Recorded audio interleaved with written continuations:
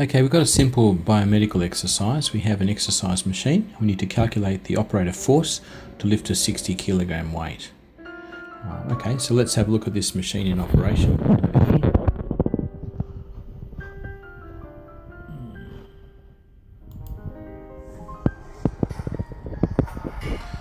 Okay, so looks like the machine has a pivot point at the top here where my cursor is indicating, and it has two pulleys which lift a load that slides up and down. The two pulleys I've said are equal in diameter, so that gives you kind of a feel for what it's like. Let's try it again. So you can see that the cable just wraps itself around the pulleys and pulls halfway up this pivot arm. That's the machine. Alright, so that should do us. Now, back to here. Excuse me. Alright, so the machine operates as you saw. Now we've been asked to calculate, or the task asks us to calculate the force required to operate the machine if it's lifting a 60 kilogram weight. Here's the task here. So calculate the approximate force required by the operator of this exercise machine to lift a 60 kilogram weight. Assume the cable is inelastic, so there's no extra force taken up in deforming the cable. Discount all frictional forces and assume the pulleys used at points B and C are equal diameter. So there's a point up here, C, which has been cut off in the diagram. It's up there. So B and C are equal in diameter, so no change in velocity ratio. So you're not gaining a mechanical advantage either, because velocity ratio and mechanical advantage will often be related. As one goes up, the other will go down. Alright, so we've been told that the scale of this photograph, or this diagram, is 1 to 10. So 1 millimetre on the page is equal to 10 millimetres in real life. And that's helpful to us. Next thing that we need to know to sort this problem out is that just as the weights are being lifted, just before they go into motion, all the forces are equally balanced, which means that the equations of equilibrium apply. So equilibrium is probably a very significant engineering paradigm. Equilibrium, the sum of all the vertical forces, will have to equal 0. The sum of the horizontal forces has to equal to 0, and the sum of all the moments will also have to equal 0. Now, given the fact that this arm pivots about a point, it's good to know that the sum of the moments equal to 0, because we've got this pivot point. So probably the best way of solving this would be, the quickest way would be to sum all the moments up. And we'll do it in a moment. Now, okay, let's start with what we're about to do here. Now, we know that if the arm pivots about this point A, then it's a simple matter to grab our ruler and measure the distance and say, okay, it's about 100 millimetre radius, indicating that's 1 metre distance.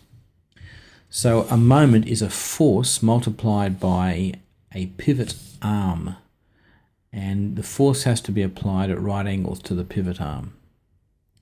So because it's a radius, any point along here will be equal. So the operator force, which you're trying to discover, let's call it F, for the sum of all the moments going about in a clockwise direction positive, is going to equal to a force F exerted by the operator multiplied by the moment arm of that force, which is this distance here, 1 metre, minus, because we have an opposing force now, which will be operating in an anti-clockwise direction, so we have to make it negative because our convention is clockwise positive. It's going to be a distance, this distance from A to B, and if we want to measure it here now, we can work it out. A distance there, 55 millimetres, so multiplied by some force. Now, is it going to be the tension in the cable? Because remember, the cable is completely frictionless, so it'll be the same tension all the way around, and the tension has to equal to the mass, or the gravitational effect of the mass it's lifting. So 60 kilograms, 600 newtons, taking force of the acceleration to gravity at 10 meters per second. So we've got 600 newtons acting downwards and 600 newtons of tension in the cable. So if we were to draw a line from B to C like that, we would say it's 600 newtons acting upwards like that, pulling away. Now, we can't really take a moment using that 600 newtons by A because that 600 newtons is not operating at right angles to our lever arm. So either we move it inwards and then shorten the lever arm, or probably more easily would be to imagine a component vector of this force acting at right angles. So we have a right angle triangle here, and two vectors adding up to the single 600 Newton vector, one at right angles to AB and the other one joining up the top of the point. So the next thing we need to know then is what will this angle be in here? Well, because the scale diagram is accurate and was just believing that we've actually got ourselves a nice right angle, and you could do that with a set square if you want to check, or using a protractor, we can measure it, think, okay, it's pretty close on 15 degrees. So this is 15 degrees. Now, looking at that more closely here now, this vector here, this vector which resolves with its brother into the major vector, is going to be 600 by cos of 15 degrees. That's what the magnitude of that vector will be. So now we have that vector operating at right angles to AB, so we can use it for a moment. So we'll say that the force, which is 600 newtons times cos 15 degrees, multiplied by the moment arm, which we already measured as 0.55 meters. All of that, because of the equations of equilibrium, has to equal 0. So we've got ourselves an equation which we can solve. We can say that the force exerted by the operator is going to equal to 600 newtons times cos 15 degrees multiplied by 0.55 meters. And I like putting the units in because it gives me a handy way of checking to make sure I've included everything, because I can cross the units out afterwards, divided by 1 meter, all equals 0. Sorry, it doesn't equal 0, it equals F, the force given by the operator. Okay, the meters will cross out and we'll be left with the newtons, which is reassuring because that's what we want to expect to have with a force.